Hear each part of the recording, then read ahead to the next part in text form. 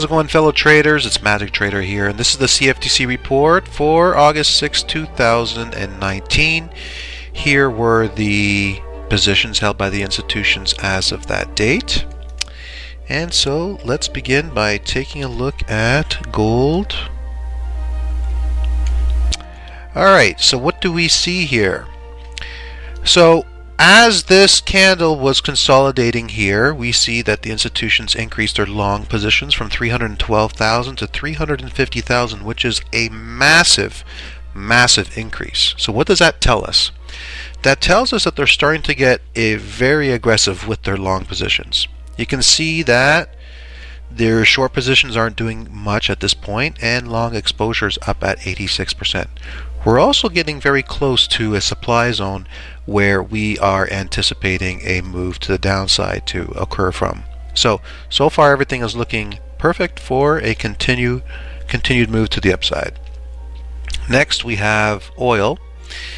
Oil, we see longs aren't doing much. They added a little bit, but what's more important is to notice how they increased their shorts to the point where it's starting to get a little bit more aggressive. Alright, we know that they've been profit taking for quite some time, and now we're seeing that they are likely going to start accumulating a short position for a move to the downside. Next we have the US dollar. Not much in terms of long positions, not much in terms of short positions, but what we can see is their bullishness has taken a little bit of a rest, and that came as price was just about to drop from a weekly area of supply. So that drop was to be expected, but we are expecting more upside to come in the future. Alright, so next we have the Aussie. And increasing in longs as price was dropping. More importantly, they increased shorts to enter into aggressive territory again from 88,000 to 97. Total size is 140,000, quite aggressive. And so it's resting right now, but we are expecting price to move even further. And so the positions of the institutions are perfectly aligned with that expectation. Same with the US CAD here. We see that shorts are aggressive, and the reason for that is because of this massive drop that took place on the charts. Right into an area of demand where price rallied up straight into an area of supply, and now we are getting that reaction. Longer term, we know that it is likely price will continue higher. So waiting to see those short positions close out so we can see the addition of long positions, which will cause momentum to push price to the upside. Next, US Swiss franc. Longs are cooled off. Actually, they exited out of cooled off territory, more in a neutral tone right now, but so is shorts from 10,000 to 8,000. Okay, we see a big increase in long exposure because of that big drop in the shorts, and that came as price started to decline. Demand right here, expecting a reaction to the upside. Momentum broke on the monthly, but longer term we are expecting price to continue higher, so we'll be watching that long column to see when they start adding back into their longs. The euro, we see a slight increase in longs and slight decrease in shorts, and that came as price was reacting to some demand down here.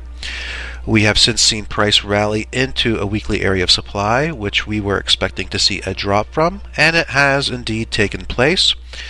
Expecting more downside here on the charts, and we're not going to be focused too much on the positions because I think they're already well positioned for the move that's coming, and we can see quite a long time price the sentiment has been somewhat bearish into the more neutral in the last few weeks. Alright, so let's take a look at the pound dropping heavily right here.